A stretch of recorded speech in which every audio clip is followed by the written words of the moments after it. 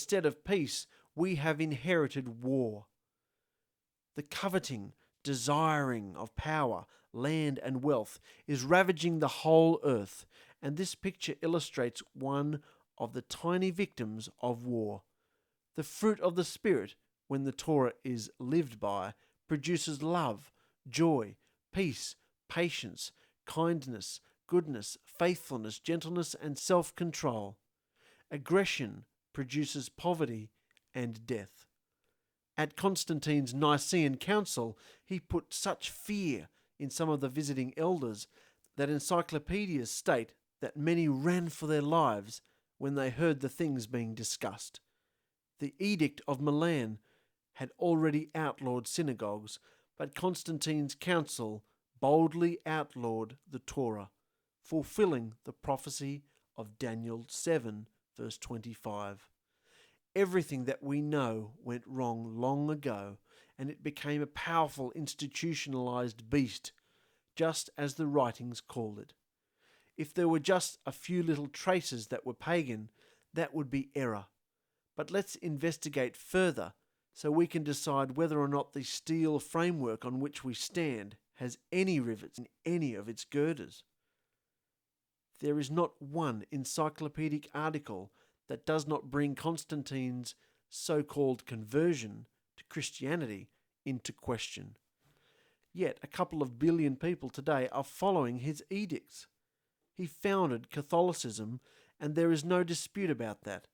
The 95 issues that Martin Luther, called Luther, nailed to the door put the Reformation into full-blown splendour, beginning with indulgences being sold to shorten one's stay in purgatory.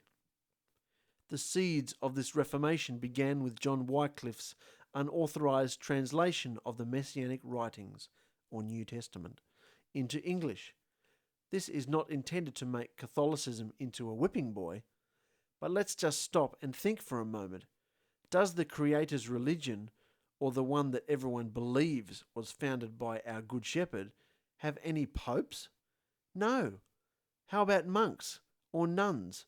Well, pagans have all of these things and always have. The Dalai Lama means highest monk. Has someone monked around with a few things? Nuns were pagan temple prostitutes, covering themselves to keep from being recognized, or Vestal virgins who kept watch over the sacred fires. In Zoroastrian ritual, men did this. They wore black, being called dark ones, because their robes became soiled easily with the soot and ashes of keeping the sacred fires going. These fires were used to sacrifice human lives.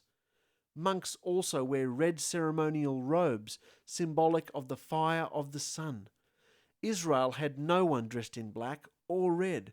The priests wore white linen. Try to picture Rabbi Yehusha wearing black. There were no shaven-headed monks, because such trimming was specifically forbidden by the Creator at Leviticus 19, most likely because the pagans did it. It doesn't take a rocket scientist to figure it out. But people wear black today to funerals because the pagans often burnt their dead on raised platforms. The smoke and ashes soiled their garments, so ashes became a symbol of mourning. You see corpse burning occasionally in movies. The Star Wars Episode 1 movie ends with a scene where they burn one of their fallen comrades, and Luke Skywalker burned his dead father in Episode 6. The dead were burned because pagans believed that burying them would defile the earth. Fire, water, winds, and the earth were sacred to the pagans. Cremation is very popular still. Holy water is an echo of the pagan belief that water is sacred. Since the Roman Papa, monks, nuns, wearing black, shaving heads into tonsure cuts, burning the dead, playing with holy water, sun, day, and Easter are not in the writings, then it's pretty obvious we don't need them. However, if they originated in pagan worship, then what creature can you think of who masquerades as a messenger of righteousness caused mankind to embrace them? The definition of science is interesting when you consider what we're exposing here.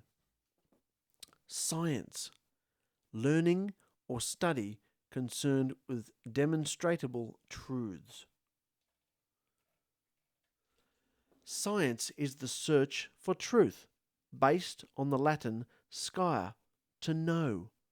To ignore the truth and continue to follow lies would be unthinkable.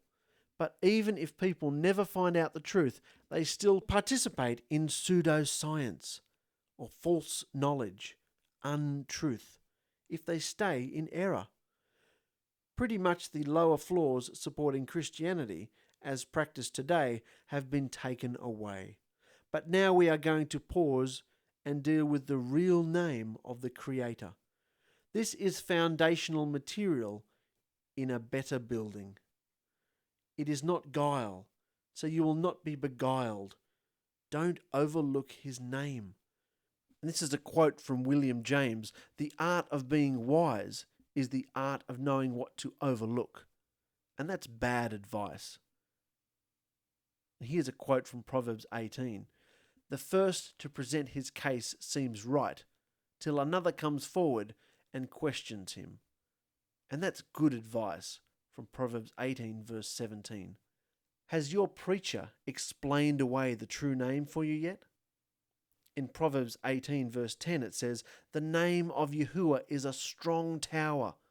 The righteous run to it and are safe. Dark ones, Kumar, pagan priests who wore black garments.